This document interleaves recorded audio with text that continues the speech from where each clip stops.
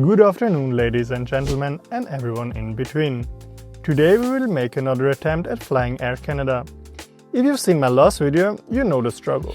Stuck in Toronto, battling a cancellation due to technical failure, mind-numbingly inefficient organization, unfriendly staff, missing luggage, and not one but two rebookings. Cheers. If you haven't watched the drama yet, I recommend to do that now. But today, we're finally doing it. We're actually getting on an Air Canada flight. After multiple detours, the destination of our Air Canada flight is now Frankfurt. Not Zurich, not Munich, it's Frankfurt. Our ride to Frankfurt is none other than the Toyota Prius of the skies, the Boeing 787, specifically a -9 version. This particular aircraft just celebrated its birthday, as exactly 8 years and 2 days ago, it rolled off Boeing's production line in Everett. Ever since, it has been loyally serving under the Canadian flag, hopefully enduring a bit less suffering than its passengers. The flight is delayed for over an hour, but eventually we are allowed to board Boeing's marvel of cost-cutting. Unlike some of the Air Canada folks on the ground, the flight attendants aren't rude, annoyed or frustrated. They're just doing their job, which, given how the past 2 days have gone, is a huge improvement.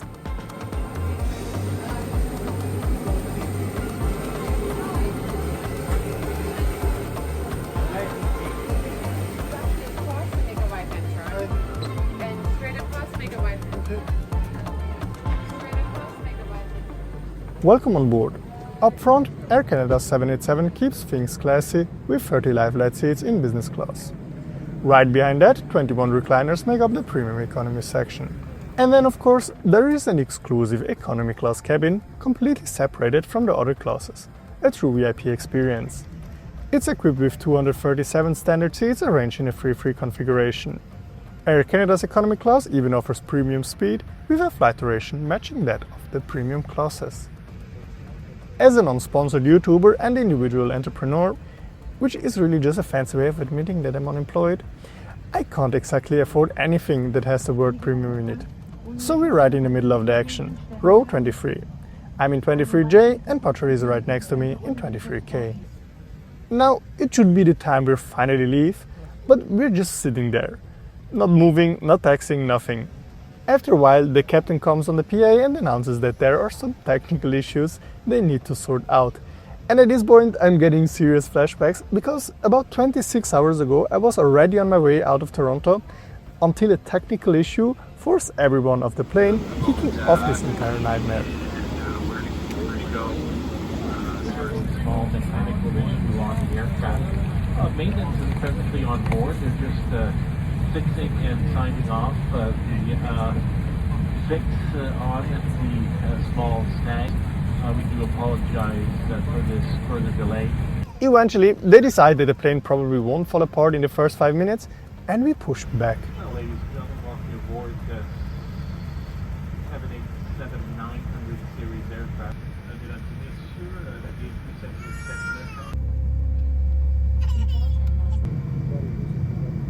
Have you noticed that the window looks like frosted glass? Well, that's due to Air Canada's state-of-the-art electrostatic crystal technology, a revolutionary system that automatically blurs the window for enhanced privacy. And I'm just messing with you, the window was just greasy as hell.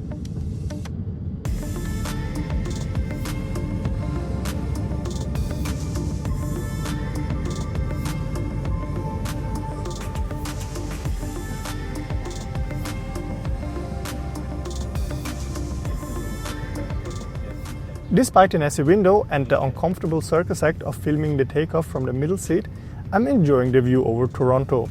And more than anything, I'm just relieved to finally leave. And no, it's not because I hate Canada, like some of the comments on my last video suggested. I just want to go home. And finally, that dream actually feels within reach.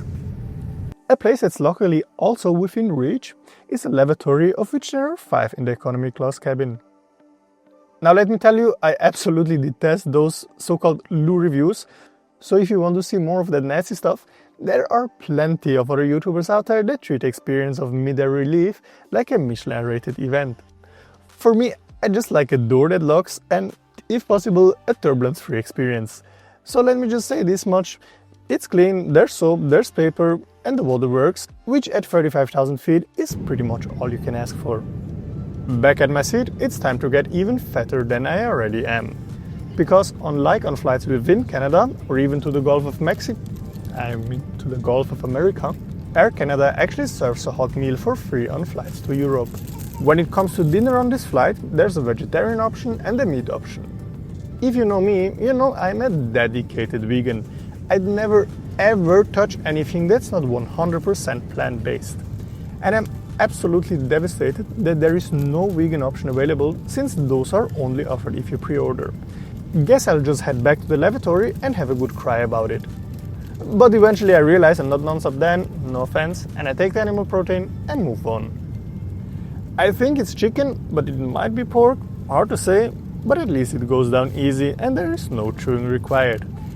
And honestly, for economy class food, it's totally alright. I wash it all down with some French red wine, served the one and only way French wine was always meant to be enjoyed, in a plastic bottle.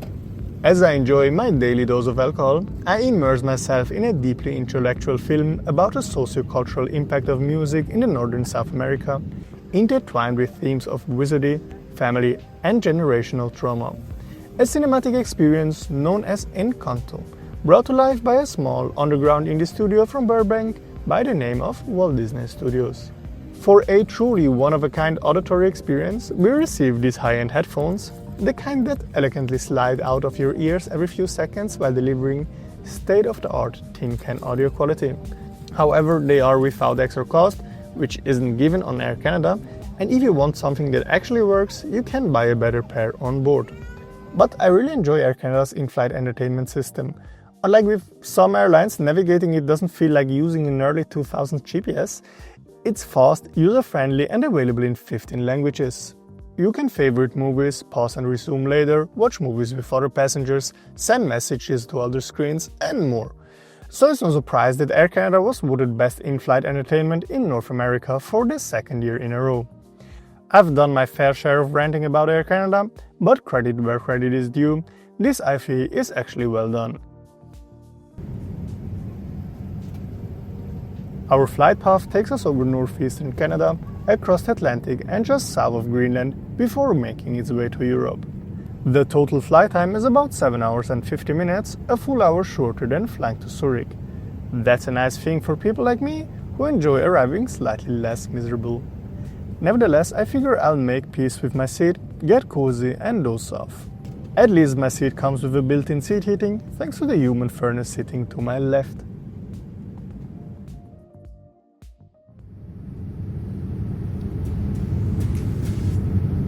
Good morning. Just as I open my eyes, breakfast is being served. A pleasant surprise considering I woke up on an Air Canada flight. The meal consists of some sort of cake, a suspicious yogurt called Yogo that claims it wants to be licked on the other side, and a beverage of choice. My usual breakfast consists of a black coffee and a cigarette, but the Canadian version is also nice. Judging by the nasty looking clouds outside, I figure we must be somewhere over the British Isles. A quick glance at the flight map confirms my suspicions. Let me show you my outfit of today. It's the same as yesterday. Alright, back to the seat. It's already 12 PM or AM, whatever the one during daytime. In Toronto it's 6 AM, meaning half the cabin still looks like an extra from The Walking Dead. I try to stay awake to soak in the full Air Canada experience. Yeah, no. Would I fly Air Canada again? I doubt it. If I don't absolutely have to, I'll pick another airline. One thing I've really noticed, the famous Canadian friendliness is a bit missing at Air Canada. I'm always polite to service staff, I don't expect a princess treatment. I can imagine how challenging their jobs can be. I unfortunately have worked in customer service myself, but at Air Canada it's just a disaster. Everyone tells you something different, people yell at you, and the ground crew clearly doesn't want to be here. And honestly, they probably don't even have to try because they'll keep their job anyway. Therefore, many viewers of my last video suggested I try a US carrier, and honestly I'd love to, especially since I've never been to the US. But as some of you might know, I unfortunately can't travel to the US right now. Well, that's not entirely true, I technically can, maybe, but it's a massive hassle.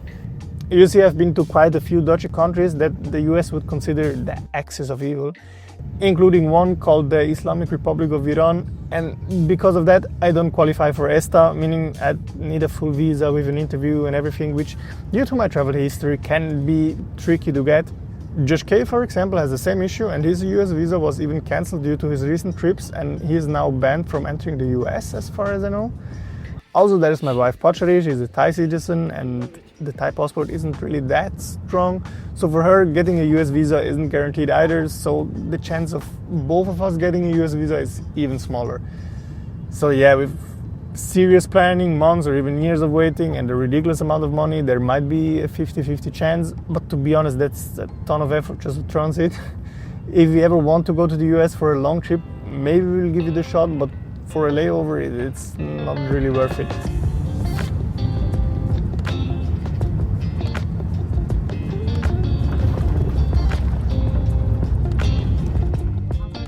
Welcome to Deutschland.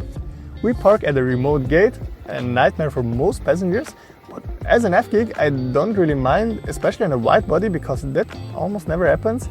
The good thing is that our bag actually made it to Frankfurt too.